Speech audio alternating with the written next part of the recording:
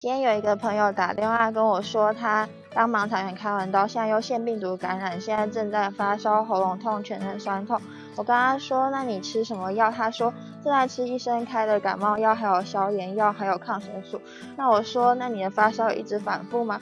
他说对，一直反复。我说那你就吃抗生素就好了，其他的药就先不用。如果感冒后觉得虚弱，再找中医调理。因为如果你的抵抗力没有起来的话，一直吃退烧药是没有用的。别人吃退烧药2天就好了，那你是应该要多休息，让你的抵抗力起来。吃太多的消炎药也没有办法让你的病程缩短。